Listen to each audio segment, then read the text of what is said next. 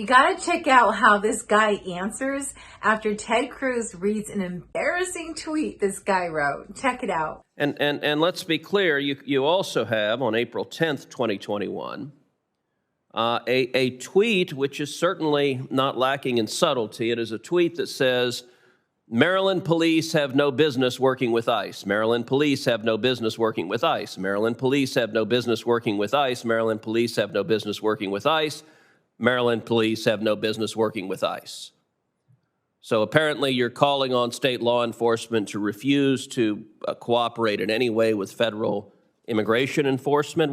How do you explain these tweets? Is that, are you with the more radical members of the squad in the House, and are you an advocate for abolishing ICE? I am not, Senator. That last message was rhetoric. The bill that it was posted in support of was a bill to require the government to get a warrant before scanning 7 million Maryland drivers' faces, won the support of one of the most prominent Republicans in our Senate, Senator Christopher West. And so I have occasionally used rhetoric, sir. Or rhetoric. Let's take a look at June 23rd, 2018, another tweet you sent. In this case, you're blasting a fellow Democrat. Decorum, directed at Steny Hoyer, the House Whip. Thousands of Latino kids still forcibly separated from their parents, some in cages, and you go on CNN to ask for decorum from members of the Hispanic caucus. You should apologize to those members and to the Latino community. So you're blasting not just ICE, not just federal law enforcement, but you're also blasting Democrats who are not sufficiently extreme to your liking when it comes to immigration. Is that right? Senator, I think family separation was a horror. The kids at the border looked like my cousins. And so you were really troubled by the kids in cages under President Trump? And as I was troubled with what happened to children in certain circumstances under the prior administration. Have you said one word about the kids in cages and the Joe Biden cages? The cages are bigger, they're more full. Have you said a word about it since it was a Democrat president putting kids in cages? Senator, respectfully, I believe I have, in certain circumstances, criticized immigration policy under the current administration. Have you said a word about the Biden cages, or is that rhetoric only directed at your political opponents? I can't say whether I've used the word cages, but I do believe I've been critical of Democrats and Republicans alike, and I believe Democrats and Republicans. You believe you've been critical of Democrats and Republicans alike? That's your sworn testimony today? Yes, and I believe the message you refer to with respect to Leader Hoyer speaks to that. All right, here's another one. You're retweeting Joyanne Reed, where she says we're learning daily the ugly consequences of having had a white supremacist administration. Do you embrace the practice of the far left of blasting their political opponents as white supremacists? And do you think that kind of rhetoric is suitable for what is supposed to be a independent agency enforcing the law?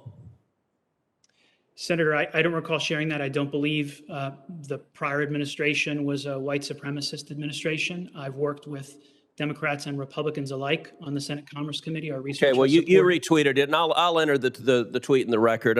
Did you see how that guy answered? He blames when Ted Cruz read his tweet. Maryland police have no business working with ICE, and he reads the tweet saying it over and over again. And when the guy answered, he's like that he was just being radical.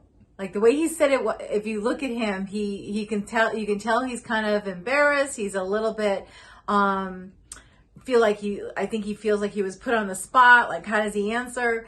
Because you know that in order to get a lot of likes in your post and people sharing it, you have to be radical. You have to be a rhetoric. He said it was it was his rhetoric that he was doing.